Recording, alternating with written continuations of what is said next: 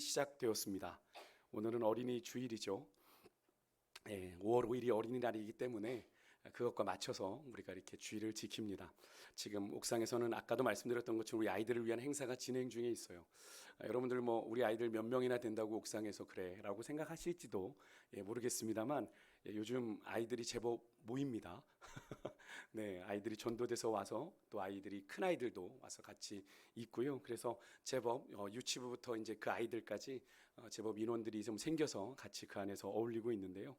우리는 의례껏 말하죠. 아이들이 우리나라의 미래고 우리 교회의 소망이다라고 이야기를 하는데 우리 그 귀한 우리 유치부, 유초등부 우리 학생들이 믿음 안에서 아름다운 하나님의 사람으로 영육간 건강하게 잘 자랄 수 있도록 여러분 생각나실 때마다 기도하고 계시죠? 기도해 주셔야 됩니다. 내 손주, 뭐 내 자식, 내 자녀만 있다고 기도하실 게 아니라 우리 공동체 안에 허락하신 믿음의 영적인 자녀들이잖아요. 그들을 위해서 여러분 생각하실 때마다 꼭 기도해 주시는 그런 은혜가 있기를 소망합니다. 오늘의 말씀은 각 가정에 있는 자녀들에게뿐 아니라 예수 그리스도의 피로 믿음 안에 한 가족된 우리 교회 다음 세대 자녀들에게 믿음의 본을 보여줘야 될 우리 부모님 세대와 기성세대인 우리들에게 당부하시는 말씀입니다.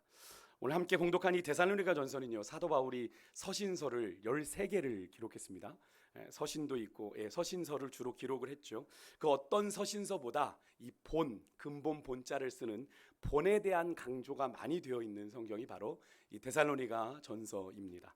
바울의 2차 전도 여행 때 이 데살로니가 교회는 세워졌죠. 마게도니와 오늘 우리가 읽었던 것처럼 마게도니아 지방과 아가야 지방, 우리가 익히 알고 있는 뭐 고린도 뭐 이런 지역들이 다 그쪽에 속한 지역들이죠. 아덴 이쪽 지역인데 그때 세워진 이 데살로니가 교회는 불과 세워진 지 몇 개월 되지 않았음에도 불구하고 그 교회 성도들이 믿음이 참 헌신적이었고 희생적인 믿음의 자세를 보여주었습니다. 그래서 사도 바울은요, 오늘 본문 3절에 보십시오. 그들의 믿음을 어떻게 표현합니까? 믿음의 역사, 사랑의 수고, 소망의 인내라는 아주 멋진 표현으로 그들의 헌신, 이 데살로니가 교회의 성도들의 헌신과 수고에 대한 감사를 또 기쁨을 또 그런 자랑스러운 마음을 굳이 숨기지 않고 있죠.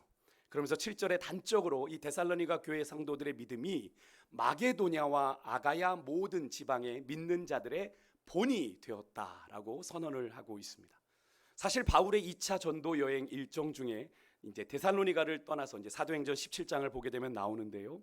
아덴을 거쳐서 고린도에 와서 이제 사도 바울이 1년 6개월 동안 머물게 됩니다. 그러면서 이제 말씀을 가르치게 되는데 거기서 이제 이 데살로니가 전서를 쓰게 되는데 사도 바울이 최근에 그 데살로니가 전서를 기록하면서 자신이 이 마게도냐, 아가야 지방에서 복음을 전했던 지역들이 머릿속에 하나하나 새록새록 기억났겠죠. 데살로니가도 기억이 나고 고린도도 기억이 나고 아덴도 그땐 무슨 일이 있었지 라고 하는 그런 기억들이 떠올랐을 텐데 특히 여러분 아덴은 어디입니까? 지금의 그리스의 아테네를 말하죠.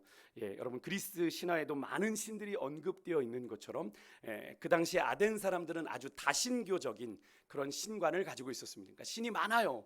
그래서 오죽하면 뭐 이름 없는 신에게조차도 그들이 제단을 드릴 정도로 그런 종교성이 많은 민족들이 바로 이 아덴 사람들이었죠.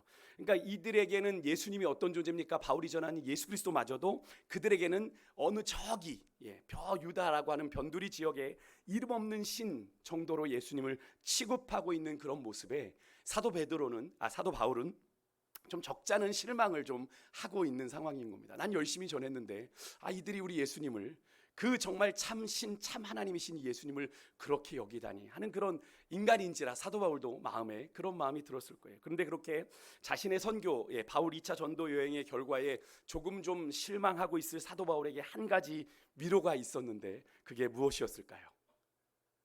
바로 데살로니가 교회 성도들이었죠. 그들이 바로 사도 바울에게는 위로였습니다. 같은 마게도냐 지역에 있습니다.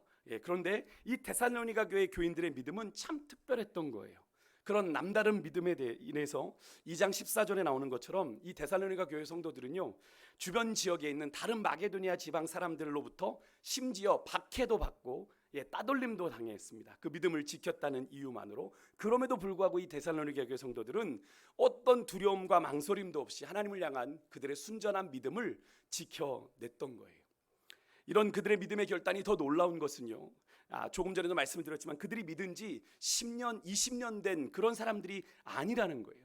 제가 아까도 사도행전 17장에 이야기가 나온다고 말씀을 드렸죠. 나중에 한번 사도행전 17장을 읽어보십시오. 바울이 유대인들에게 데살로니가에서 복음을 전하다가 쫓겨나서 고린도로 떠나게 돼서 고린도에 1년 6개월을 머물면서 이 편지를 썼습니다. 얼마나 시간이 흘렀을까요? 수십 년이 흘렀을까요?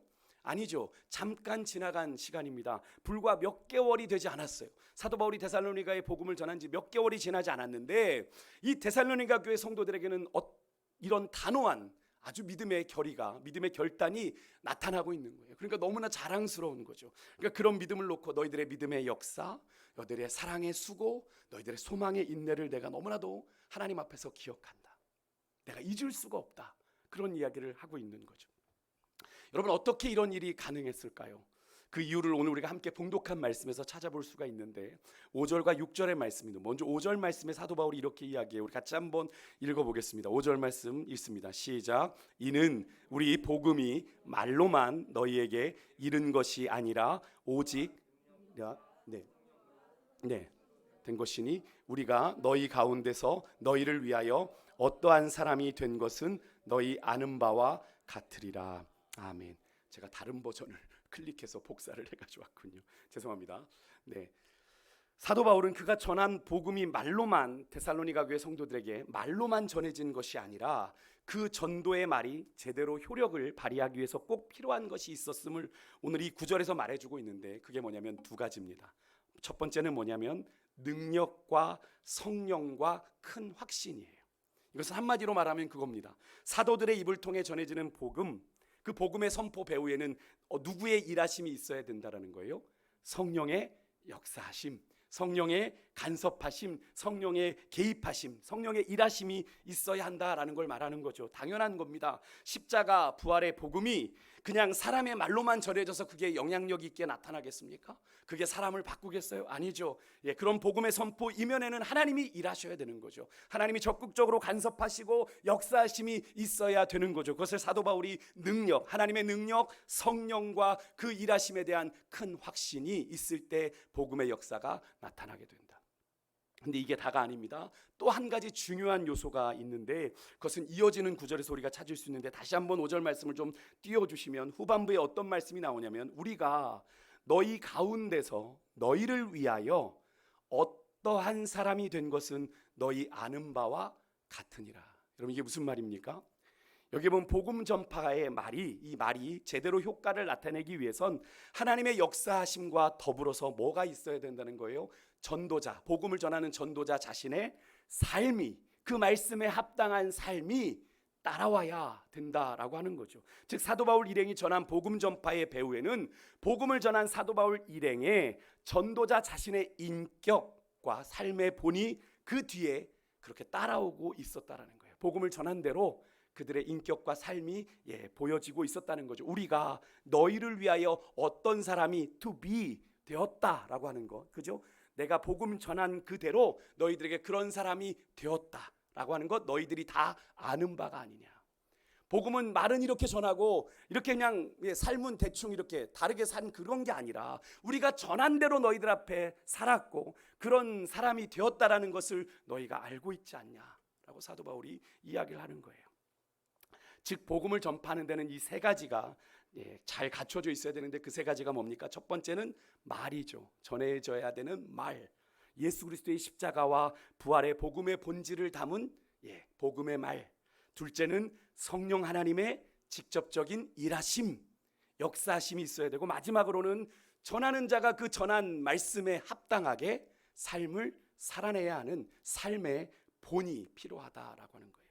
이 세 가지 요소가 잘 조화를 이룰 때 이 복음 전파의 역사가 그 효과를 발휘하게 되는 건데요. 그렇게 제대로 전해진 말씀의 결과를 사도 바울이 6절에서 이렇게 표현을 합니다. 너희들이 본받은 자가 되었다. 본받은 자라고 표현을 합니다. 이어서 7절까지 우리가 6절 7절의 말씀 같이 한번 읽어봅니다. 같이 읽겠습니다. 또 너희는 많은 환난 가운데서 성령의 기쁨으로 말씀을 받아 우리와 주를 본받은 자 되었으니 그러므로 너희가 마게도냐와 아가야 모든 믿는 자의 본이 되었는지라. 아멘. 바울의 인격과 삶의 본이 뒷받침된 이 말씀의 전도를 통해서 데살로니가 교인들 가운데 어떤 자들이 생겨났어요? 사도 바울을 본받는 자들이 생겨났고, 이 본은 사도 바울을 본받는 겁니까? 직접적으로는 사도 바울인 것처럼 보이지만 사도 바울은 누구를 본받는 자라고 자기가 얘기했어요? 예수 그리스도를 본받는 자라고 이야기를 했죠. 결국 근본적으로 사도 바울의 삶이 그리스도의 삶을 본받은 삶이기에 궁극적으로는 데살로니가 교회 성도들이 본받은 삶은 누구의 삶인 겁니까? 예수 그리스도의 삶을 본받은 자가 되었다라는 거죠. 이런 과정을 통해 사도 바울과 그를 통해 복음을 전한 모든 사람들에게는 하나의 기준, 공통된 기준이 생겼어요. 누구의 본을 따르는? 예수 그리스도의 본을 따르는 동일한 삶의 믿음의 모습이 그들 안에 만들어졌고, 결과적으로는 마게도냐, 아가야 지역의 모든 믿는 자들의 샘플, 믿음의 본이 되었다라고 사도 바울은 이렇게 이야기하는 거예요. 너희들이 믿음 신앙생활 잘하기를 원해? 마게도냐 지방 사람들에게 이야기하는 거예요. 데살로니가 교회 성도들처럼만 믿어. 그러면 너희들이 믿음이 하나님이 인정하시는 믿음이 될 거야. 여기서 우리가 중요한 결론을 하나 얻게 되죠. 우리는 전도를 생각할 때 말로만 전하던 것이다라고 생각을 하게 됩니다. 그래서 말을 잘해야 되고, 말의 능력이 있어야 되고, 그래서 심지어는 때로는 우리가 은사라고 전도를 오해하기도 합니다만 전도는 은사가 아니죠. 그렇죠? 전도는 어떤 능력자들만 하는 것이 아니라 내가 100명, 1000명, 10,000명 전도하는 분들, 그분들이 탁월해서가 아니라 그들은 주신 은혜를 그저 말했을 뿐인데 그곳에 복음의 역사가 나타났던 거거든요. 복음 전도는 모든 믿는 자에게 주신 사명입니다. 예외가 있을까요? 아닙니다. 없습니다. 우리가 잘 아는 마태복음 28장의 말씀을 여러분 마지막 기억하시잖아요. 너희는 온 천하에 다니며 만민에게 복음을 너희는 모든 족속으로 제자를 삼아 아버지와 아들과 성령의 이름으로 세례를 주고 내가 너희에게 분부한 모든 것을 가르쳐 지키게 하라. 이게 결국 뭡니까? 복음을 전하는 삶이잖아요. 이것은 어떤 특정한 사람들에게 주신 사명이 아니라 예수 그리스도를 믿고 구원받은 모든 자들에게 주신 사명이에요. 그래서 이 전도의 열매는 우리 믿는 자의 삶에 당연히 우리의 삶이 따라온다면 당신의 삶은 왜 다릅니까? 우리는 이렇게 힘들고 곤고한데 왜 코로나 중에도 당신의 삶에는 이런 기쁨이 있습니까? 어떻게 그런 감사가 있습니까? 주님께서 항상 기뻐하라고 말씀하셔서요. 주님께서 항상 감사하라고 말씀하셔서요. 우리는 그 안에서 기뻐하고 감사합니다.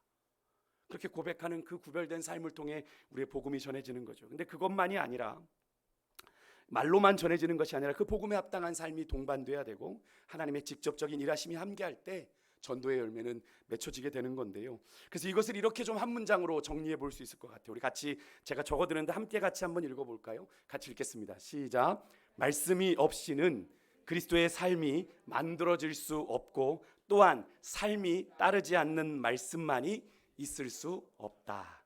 아멘. 여러분 이해가 좀 되십니까? 알 것 같으면서도 조금 헷갈리는데 말씀이 없이 그리스도인의 삶이 만들어질 수 없기에 저희가 올해 여러분들에게 매일 말씀을 묵상하실 수 있도록 묵상집을 드린 거죠. 그 말씀을 통해서 여러분의 삶을 계속 말씀의 거울 앞에 비추십시오. 말씀의 거울을 통해서 여러분을 점검하십시오. 여러분 오늘 아침에 한 번쯤 다 거울 보고 오셨잖아요. 그냥 거울 안 보고 나 그냥 대충 하고 왔는데? 라고 하신 분 아무도 없으시죠? 그죠? 머리가 제대로 붙었나? 뭐 귀걸이 잘 달았나? 이런 거 다 보고 거울 보고 오시잖아요. 말씀은 거울이라고 했습니다. 말씀이 없이는 우리 그리스도인의 삶이 제대로 되어질 리가 없다. 여러분의 삶에 신앙생활에 문제가 있으십니까? 말씀을 들여다보십시오. 말씀의 거울 앞에 여러분의 삶을 비추면 여러분의 삶에 뭐가 문제인지 분명히 알 수 있어요. 모르겠다고요? 말씀을 읽지 않으니까. 읽지도 않고 듣지도 않고 묵상하지도 않으니까 도무지 내가 뭐가 잘못됐는지를 모르는 거죠. 또한 여러분 삶이 따르지 않는 말씀만이 있을 수 없다. 여러분 말씀이신 예수님이 없으면 그리스도인일 수 없고 그리스도인으로 살아갈 수 없다라는 것을 말한다면 뒤에 나오는 살아계신 하나님의 말씀은 우리를 어떻게 해요? 바꾸는 능력이 있죠. 여러분 말씀은 능력이 있음을 믿으십니까? 말씀은 말이 아니에요. 여러분 글자가 아니에요. 말씀을 읽다가 왜 사람의 인생이 바뀌는 일이 왜 일어나게 됩니까? 말씀은 능력이기 때문에. 여러분 믿으십니까? 그 능력은 실제로 우리의 삶을 바꾸는데 여러분 삶이 따라오지 않을 수 있어요? 삶이 따르지 않는 말씀이 있을 수 있습니까? 아닌 거죠. 말씀에는 삶이 따라올 수밖에 없어요. 말씀에 합당한 삶이 따라올 수밖에 없다라는 걸 이야기하고 있는 겁니다. 그래서 여러분 데살로니가 전서를 읽어보면 사도 바울이 이런 표현을 많이 씁니다. 나중에 한번 몇 장 안 되니까 읽어보십시오. 너희가 기억하리라. 무엇을 기억한다는 거예요? 그들이 믿음의 삶의 본을 보였던 걸 너희가 기억할 것이고, 너희가 아는 바와 같이, 너희들이 그것을 본 것 같이 너희가 우리의 삶의 증인이고 너희가 다 알지 않냐라는 구절들이 반복되어 나오는 것을 여러분이 보게 되실 거예요. 그만큼 사도 바울이요, 그들에게 말씀대로 사는 믿음의 본을 통해 그들을 가르쳤던 거죠. 입으로만 가르친 게 아니에요. 사도 바울이 복음을 입으로만 전한 게 아니에요. 그 복음에 합당한 삶을 살아내기 위해서 사도 바울은 몸부림쳤다는 거예요. 그렇게 너희들에게 믿음의 본을 보였잖아. 너희들 그렇게 따라와 줘서 너무 고마워. 오늘 이야기하고 있는 거예요. 한 군데 보면 2장 10절인데요. 같이 우리 화면을 보고 읽겠습니다. 같이 읽겠습니다. 시작. 우리가 너희 믿는 자들을 위하여 어떻게 거룩하고 옳고 흠없이 행한 것에 대하여 너희가 증인이요 하나님도 그러하시도다. 아멘. 사도 바울이 뭐라고 그래요? 너희 믿는 자들을 위해서, 나를 위해서가 아니라 너희 복음을 들은 너희 믿는 자들을 위해서 우리가, 사도 바울 일행이 어떻게든 그 말씀 앞에 거룩하고 옳고 흠없이 행하기 위해서 몸부림쳤던 것에 대해서 너희가 증인이고 하나님도 증인이다. 여러분, 우리의 신앙이 그래야 된다라는 거예요. 사도 바울 일행이 그들을 따라 믿는 자들을 위해 그들이 어떻게 옳고 흠없이 행한 것에 대해 누가 증인이라고 얘기를 합니까? 데살로니가 교회 교인들이 너희들이 우리의 삶의 증인이다. 그 삶의 본을 그들이 분명히 목격했다라고 하는 거죠. 보았다는 거예요. 그래서 사도 바울 일행은요, 그들의 삶을 통해 그들이 전한 복음, 하나님의 말씀을 따르는 믿음의 삶의 본을 데살로니가 교회 성도들에게 보여주었고요. 그로 인해서 예수 그리스도를 진정 담고 본받는 믿음의 사람들을 그 데살로니가 교회 가운데 세워나갈 수가 있었던 거예요. 그렇게 사도 바울은 그의 삶의 본을 통해서 말씀을 가르쳤습니다. 근데 이 원리가 여러분, 교회를 세우는 데만 적용되는 원리일까요? 사람에 대한 양육이 이루어지는 모든 곳에서 이 원리가 적용될 수 있는 거죠. 특히 가정이 그렇습니다. 그래서 사도 바울은요, 역으로 이 데살로니가 전서에서 그런 가정을 비유로 이 교회 안에 이 모습을 이렇게 표현을 했는데, 사도 바울이 교회를 위해서 하는 일을 이렇게 표현했습니다. 데살로니가 전서 2장 7절에 보면 유모가 자기 자녀를 기름과 같이. 여러분, 유모라는 개념이 좀 이해가 잘 안 되신다면 요게벳이 모세를 왕궁에 가서 길렀던 것을 한번 기억해 보시면 되겠습니다. 11절에서는 아버지가 자기 자녀에게 하듯, 이런 표현을 사도 바울이 씁니다. 이것을 역으로 적용해 본다면 바울이 이 교회에 대해 말하는 것을 가정에, 자녀 교육에도 우리가 적용해 볼 수가 있는 거죠. 오늘날의 가정에서 일어나는 문제들, 이 바울이 오늘 이 데살로니가 전서에서 말하고 있는 이 시각으로 바라본다면 대부분 무엇 때문에 일어납니까? 본의 결핍 때문에 일어나요. 사실 이 부분에 있어서 제가 어제도 이 말씀을 준비하면서 저도 예외가 아니라는 사실을 말씀을 준비하면서 많이 깨닫고 회개하는 시간이었는데요. 부모들이 그들의 자녀를 양육하는 데 있어서 삶의 본을 보이고자 하기보다는 어떻게 해요? 그저 돈으로 산 인스턴트 대체물을 가지고 자녀들을 양육하려고 하는 것이 오늘 현대 가정의 모습들이지 않습니까? 아이들의 과외비, 또 뭐 사교육비를 대기 위해서 정말 부모들이 아이들과 함께 보내는 시간보다 밖에 나가 일하는 시간들이 더 많은 엄마들, 소위 기러기 아빠의 희생을 감수하는 경우들도 많죠. 그래서 가정이, 아빠는 한국에 있는데 엄마가 미국에 와서 삽니다. 제가 이민교회를 잠시 사역을 해보았지만 그런 가정들 치고 정상적인 가정들이 대부분 없습니다. 너무나 그 시간들이 길어지면 길어질수록 결국 가정이 파탄이 나는 걸 보게 돼요. 아버지는 주구장창 한국에서 돈을 보내고 미국에서는 아이들과 엄마가 생활을 하는데 외로움을 견디지 못하니까 잘못된 만남들이 그 가운데서 생겨납니다. 그래서 이민교회는 새 가족이 왔을 때 부부이신가요? 라고 질문을 하면 안 돼요. 죄송합니다. 부부이십니까? 이렇게 질문을 섣불리 해서는 그 다음 주에 못 뵙니다, 그분들. 그래서 조심스럽게 어떤 관계시죠? 라고 물어보고 확인을 하는 경우가 많아요. 무슨 이유겠습니까? 그런 일들이 실제적으로 일어나고 있다는 거죠. 혹이라도 한국에서 기러기 아빠였던 아빠의 사업이 어려워지거나 돈을 보내지 못하게 되면 결국 미국에 있는 엄마가 그것을 책임져야 되는데 결국에는 그것을 위해서 거기서 다른 선택을 할 수밖에 없는 경우들을 실제로 보았습니다. 너무나 마음 아픈 일이고 그 밑에서 자라는 아이들은 그것을 알면서도 자기들이 살아야 되고 또 그곳에서 배워야 하기 때문에 그것을 눈 감고 지내면서 그것을 너무나 아파하는 모습들을 교회 안에서 많이 보았어요. 여러분, 그런 부모들의 희생이 진정으로 여러분 자녀들에게 도움이 되는 것인지 진지하게 고민을 해봐야 되는 것 아니겠습니까? 오늘날의 가정의 문제, 이것이 가장 근본적인 문제잖아요. 자녀들이 정말 원하는 것을 부모들이 해주는 것이 아니라 내가 원하는 것을 아이들에게 해주려고 하는 것이 더 많죠. 사실 좋은 학교를 나오고 남보다 다른 나은 사회적인 지위를 차지한다는 것이 반드시 꼭 인생의 성공으로 이어지는 것이 아닌데도 불구하고 우리는 그것을 자녀들에게 암묵적으로 강요하고 있을 때가 많지요. 기회를 주긴, 저도 그렇게 이야기합니다. 저희 아들에게. 그래야 기회가 많아져. 이렇게 이야기를 하며 아이에게 그런 강요를 합니다. 그 아이가 저에게 요구하는 건 다른 건데, 다른 걸 기대하고 있는데 그것은 제가 다 외면하고 제 주장만 하는 거죠.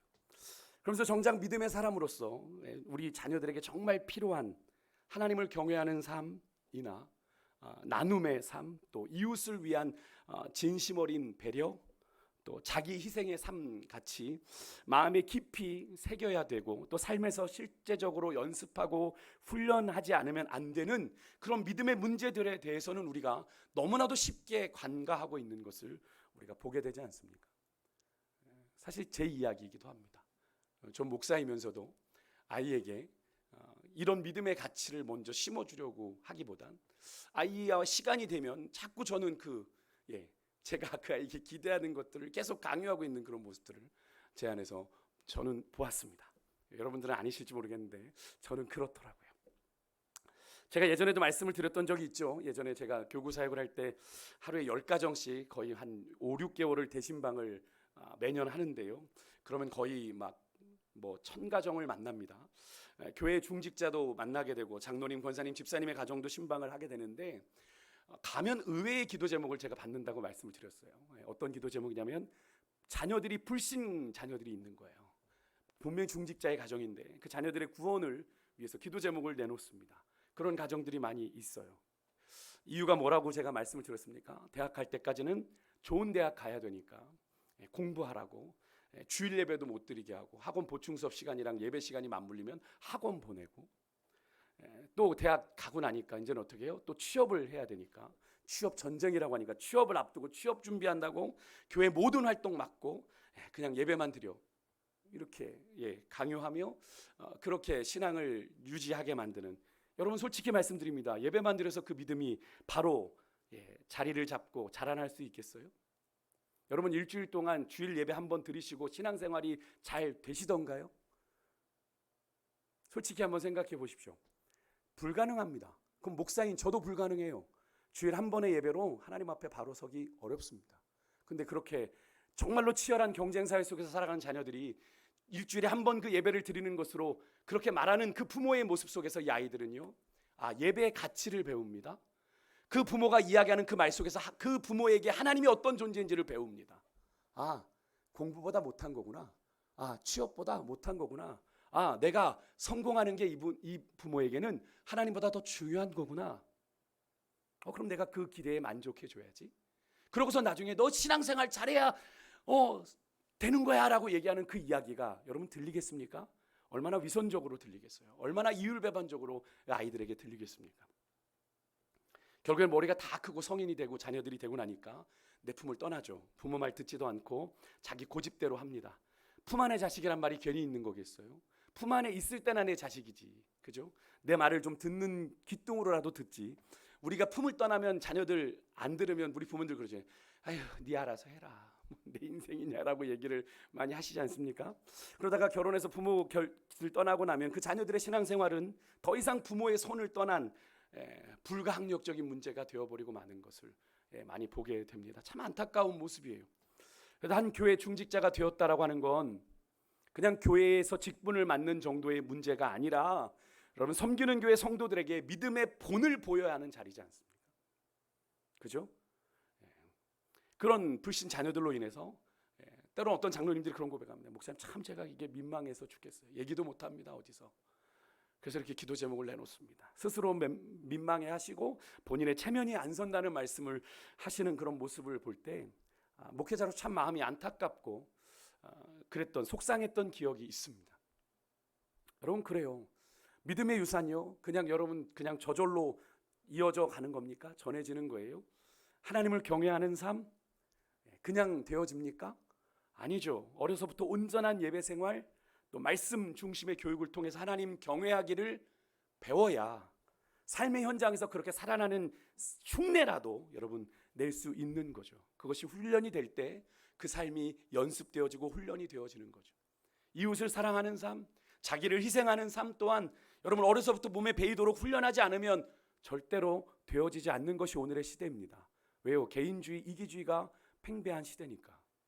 세상에서 그것을 가르치겠습니까? 가르치지 않죠. 미국의 장로교 목사인 크리스 어드만 목사님이 그분의 책인 혼돈을 넘어서라는 책에서 오늘날 미국의 가정을 근본에서부터 흔들고 있는 두 쌍둥이 가시 있다고 그랬습니다. 신이 있는데 그 쌍둥이 신이 뭘까요? 둘 다 M으로 시작하는 스펠링을 가지고 있는데 여러분 한번 맞춰보시겠어요? 뭘까요? 하나는 별로 맞춰보고 싶지 않으신가 봐요. 빨리 얘기해. 하나는 미입니다. 나라고 하는 것. 그 다음에 또 하나는 money, 돈이에요. 돈. 나와 돈이라고 하는 이 두 쌍둥이 신이 미국의 가정들을 흔들고 있다는 거예요. 이기적인 개인주의를 주장하는 나라고 하는 것, 하는 신과 물질주의를 관장하는 이 돈의 위력 앞에 가정들이 모두 무릎을 꿇고 있고요. 그 허황된 신기루 같은 약속들을 무작정 따라가다가 가정들이 해체되고 깨어지는 그런 결과를 맞이하고 있다라고 이 크리스 어드만 목사님은 이야기하는데, 이 어드만 목사님은 그래서 이 신들의 위력을, 이 돈, 나라고 하는 이 신들의 위력을 이기기 위해서 가정 속에서 작은 훈련들이 좀 있어야 된다라고 이야기를 하는데요.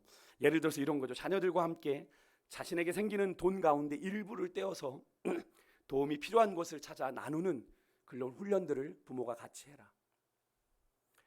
매번 실천하는 것 어렵겠지만 부모들이 앞장서서 그렇게 나누는 본을 보이면 자녀들에게도 그것이 교훈이 되어서 마침내는 돈의 지배를 이기는 그런 실제적인 훈련을 그 시간을 통해서 하게 된다라고 말을 하는 거죠. 이 외에도 어드만 목사님 가정 안에서 자녀들에게 본이 돼야 되는 부모의 영역을 이렇게 이야기했습니다. 기도하는 것, 가정 예배.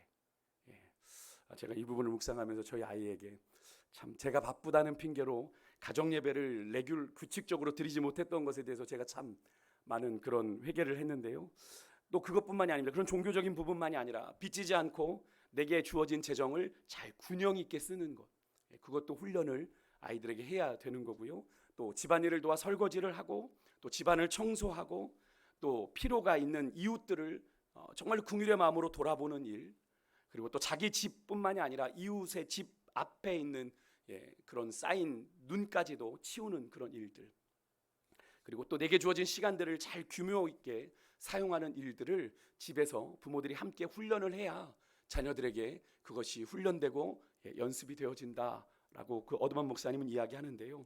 부모들이 자녀들에게 가정에서부터 먼저 삶에 있어서 또 믿음에 있어서 올바른 본을 보이고 자녀들과 더불어 그것을 규칙적으로 훈련해야 한다라고 하는 것을 말하고 있는 거죠. 사실 우리나라처럼 어려운 이웃들을 찾아보고 돌아보는 일, 봉사 기록, 사회 봉사, 그 기록을 하기 위해서 그것이 성적에 반영이 되니까 그것조차도 진학을 위한 좋은 성적을 얻기 위한 것으로 인식이 되고 있죠. 그것은 분명히 우리가 해야 될 선행이고 나눔인데 그것이 뭘로 치부되고 있습니까? 성적의 일환이 되는 거예요. 그런 아이들에게 그것이 정말 값어치 있는 경험이 되겠습니까? 이런 가정에서는 부모들이 앞장서서 삶과 믿음에 있어서 바람직한 본을 보이는 그런 훈련이 그 어느 때보다도 오늘 이 시대 가운데 필요하다라는 생각을 해보게 되는데요. 근데 이런 제안들이 언뜻 보면 자녀들을 가진 부모에게만 여러분 적용이 되는 이야기인 것 같습니다만, 가정에서만 되어져야 될 이야기인 것 같습니다만, 조금만 시선을 바꿔보면 여러분 이 본이 되는 삶과 신앙에 대한 도전은요, 여러분 하나님의 가족된 교회 공동체 안에서도 여러분 동일하게 적용돼야 된다는 겁니다. 예전에 제가 청소년 사역을 하고 청년 사역을 할 때 청소년들과 청년들에게서 그런 컴플레인, 그런 원망을 많이 들었습니다. 종종 믿음의 본을 보여야 되는 기성세대에 대한 실망감, 반감을 이 아이들이 적잖이 표현을 하는 거죠. 청소년들과 청년들이 분명 자신들에게는 선생이란 이름으로, 어른이란 이유로 많은 것들을 가르치고 그분들이 요구를 합니다. 그죠? 그런데 정작 그런 기성세대가 그렇게 말하는 대로 살아가지 않는 거예요. 그렇게 가르치는 대로 살지 않는 겁니다. 그런 믿음의 본을 보이지 않는 것에 대해서 이 청소년들과 청년들이 목회자인 저에게 항의하는 거죠. 전도사님, 목사님, 왜 그러는 겁니까? 저분들은 이렇게 가르쳤는데 왜 저분들은 정작 저렇게 살아가지 않는 겁니까? 그럼 지금 한국교회 청소년들이 떠나고 청년들이 떠나는 이유가 어디 있다고 생각하십니까? 교회가 힘을 잃어서일까요? 혹시 그 책임이 여러분과 저희인 기성세대들에게 있지는 않습니까? 그래서 그들에게 저는 기성세대 한 사람으로 정말 정중하게 사과의 용서를 구했던 적이 있는데요. 여러분, 우리 자녀들이, 또 다음 세대 믿음의 자녀들이 여러분과 저의 뒤를 보고 있습니다. 말하지 않고 저의 뒤를 봐요. 세상에서 그런 말 있죠. 아이들은 부모의 등을 보고 배운다라고 얘기를 합니다. 말을 듣는 것 잔소리로 듣지만 그렇게 말한 부모가 어떻게 살고 있는지, 어떻게 삶을 살아가고 있는지 그 등을 본다는 거죠. 그래서 오늘의 말씀은요, 비단 자녀를 가르치는 부모들만이 들어야 될 이야기가 아니고요, 하나님의 가족된 이 교회 공동체 안에 속한 모든 믿음의 기성세대, 여러분 어르신들이, 또 선생된 여러분들이 들어야 될 말씀이에요. 여러분, 선생이 무슨 의미인지 아시죠? 먼저 태어났다는 사람이에요. 먼저 태어난 게 다 선생입니다. 먼저 태어난 분들이. 무엇보다도 제가 이 말씀 앞에서 무엇보다도 제가 먼저 온전히 믿음으로 결단해야 될 사람 1순위라는 사실을 제가 이 말씀을 준비하면서 좀 하나님 앞에 고백하며 회개했는데요. 사랑하는 성도들, 우리가 육신의 자녀이든 교회에서 양육하는 영적인 자녀이든 우리 아이들은 제가 서두에도 이미 말씀을 드렸지만 이 나라의 미래고 한국교회의 소망이자 우리에게는 아주 귀한 영적인 자산이죠. 우리가 이 아이들 속에 감추어진 살아계신 하나님의 놀라운 비전과 계획을 볼 수 있는 그런 믿음의 눈이 열려지기를 간절히 소망합니다. 여러분, 우리 하나님께서 우리 귀한 자녀들 안에 온 세계와 열방을 향한 꿈과 비전을 심어 놓으셨다는 사실을 여러분 믿으십니까? 네, 제가 이러실 줄 알았어요. 그래서 제가 여기다 적어왔습니다. 반응을 확인한다. 질문을 드리고 여러분들이 어떻게 반응하는지 확인한다. 왜 여러분들의 자녀가 아니어서 그러십니까? 여러분들의 손주가 아니어서 그러세요? 우리 자녀들이잖아요. 하나님께서 우리에게 맡기신, 우리 공동체에 맡기신 우리 영적인 자녀들이잖아요. 그들에게 온 세계의 열방을 향한 꿈과 비전, 가슴 뛰는 비전을 하나님이 심어 놓으셨다는 것 여러분 믿으세요? 믿으셔야 돼요. 그래야 그들을 위해서 기도하게 되고 그들을 축복하게 되는 거죠. 내 핏줄 아니어서 기도 안 하는 건 너무나도 이기적인 생각인 거죠. 여러분, 보는 것이 다가 아니죠. 우리는 당장 우리 자녀들이 겨자씨만한 존재로밖에 보이지 않을 수 있습니다. 겨자씨만한 존재, 눈에 보이지도 않는 아주 보잘것없는 존재이잖아요. 하지만 하나님께서는 그들 안에 뭘 심으셨어요? 나중에 자라 새들도 깃드는 큰 나무가 되는 비전과 꿈을 그 아이들 안에 여러분 감춰두셨어요. 그것을 보는 사람만이 그 믿음의 역사를 이루어갈 수 있는 거죠. 저는 간절히 소망하긴 여러분과 제가 우리 아이들을 볼 때 그런 믿음의 눈이 열려지기를 원합니다. 지금 우리 눈에 볼 때는 아유 저게 뭐가 되겠어, 아유 저 꼬라지 마 이렇게 생각하면서 우리 눈에 보여지는 실망스러운 모습을 가지고 그들을 평가하고 판단하지만 여러분, 그들 안에는 하나님께서 새들도 깃들 만한 큰 나무의 비전과 꿈을 심어 놓으셨음을 여러분 믿으시길 바랍니다. 그래서 우리가 우리 아이들을 볼 때 단순히 산술적으로 한 명, 두 명 이렇게 보아서는 안 되고요. 우리 다음 세대 참 별로 없어, 이런 눈으로 바라보지 마시고요. 여러분, 우리 아이들 하나하나를 이렇게 보셨으면 좋겠어요. 한 민족, 두 민족, 이런 관점으로요. 그런 믿음의 시선이 우리에게 열려질 수 있기를 간절히 소망합니다. 그럼 우리 아이들을 통해서 열방이 주께 돌아오는 놀라운 역사를 이루는 한 사람이 될지 누가 압니까? 여러분, 혹시 한 영혼을 구하는 것은 온 세상을 구하는 것이다 라는 말을 혹시 아십니까? 영화 대사입니다. 쉰들러 리스트에 나오는 영화 대사인데요. 독일인 사업가인 오스카 신들러는요, 나치 정권 당시 수감된 수많은 유대인들을 자기 돈을 들여서 구출해냈죠. 영화 마지막 장면에 보면 이 오스카 덕분에 구출된 유대인들이 자신들의 금리에서 뺀 금을 모아가지고 반지를 만듭니다. 그리고 자신들의 생명의 은인인 이 오스카 신들러에게 그 반지를 주는데 그 반지 안에 글을 썼어요. 랍비가 그 반지 안에 새겨진 문장을 일러줍니다. 오스카에게. 그 말이 바로 한 영혼을 구하는 것은 뭐예요? 온 세상을 구하는 것이다. 한번 따라해 보실까요? 한 영혼을 구하는 것은 온 세상을 구하는 것이다. 믿으십니까? 이 말은 창세기 4장 8절에 대한 탈무드의 주석이에요. 탈무드의 주석인데, 가인이 창세기 4장에 보면 가인이 아벨을 쳐 죽이죠. 근데 그때 가인이 쳐 죽인 아벨은 한 사람이 아니라 뭐예요? 한 세상을 죽인 거다라는 거예요. 이 말을 뒤집어 보면 가인이 그때 자신의 화를 잘 다스려서, 그죠? 하나님께서 말씀하셨잖아요. 찾아오셔서 너의 그 분노함이 어찌 됨이냐? 잘 다스려라. 말씀해 주셨는데 그것을 거스르고 아벨을 죽이잖아요. 그때 만일 아벨을 살렸더라면 그때 가인은 한 사람을 살린 게 아니라 누구를 살린 거예요? 한 세상을 살린 거라는 거예요. 산술적으로 보면 한 사람이 2명씩 계속 자녀를 낳으면 여러분 500년 안에 한 사람당 25만 명의 후손이 생긴답니다. 산술적인 계산인데 이것이 단지 숫자만의 의미가 아니겠죠. 한 사람의 영향력이 500년이 흐른 뒤에 어떻게 열매가 맺게 되는지. 1900년에 미국의 알버트 윈십 교수가 19세기에 살았던 두 가문을 비교 연구했던 그 결과를 논문으로 출간을 했는데요. 제목은 주크가와 에드워즈가 교육과 유전의 연구였습니다. 맥스 주크라고 하는 사람과 조나단 에드워즈 가문에 대한 비교 논문이었는데요. 여기에 나오는 두 사람은 동시대를 살았습니다. 물론 시차는 좀 있습니다만 서로 지인도 아니고 친구도 아닙니다. 둘 다 시골에서 태어나서 그 당시 한참 미국이 개척될 시기니까 개척지에서 살았지만 전혀 다른 인생을 살게 되는데요. 1874년 리처드 덕데일이라고 하는 사람이 뉴욕주의 교정국 교도소 이렇게 근무하는 직원이었는데 그 뉴욕주 안에 6개의 교도소를 이렇게 방문하는 일을 하고 있었습니다. 그때 우연히 이 6개 교도소에 수용된 중범죄자들을 이렇게 조사하다 보니까 그들 가운데 친척들이 있다라는 걸 발견하게 되는 거예요. 그래서 그때부터 이 덕데일이라는 사람이 법원의 판결 기록, 또 감옥의 여러 가지 기록들, 또 지역의 극빈자 구제 사무국에 있는 여러 가지 그 사람들에 대한 극빈자들에 대한 보고서들, 그리고 그들의 이웃들 그리고 동료들을 인터뷰를 이렇게 하게 돼요. 그래서 이게 어떤 연관성이 있는지. 그래서 맥스 주크의 이 5대를 걸친 후손들 560명, 그리고 그 후손들과 혼인 관계를 맺은 169명을 포함해서 이 맥스 주크 아래 태어난 1200명의 자손에 대한 자료를 이렇게 정리를 하게 됩니다. 그 1200여 명의 이 맥스 주크라고 하는 사람의 자손들의 특징이 뭐냐면 공통점이 있는데 다 게을러요. 그리고 다 무식하고 다 방탕했고 다 가난했어요.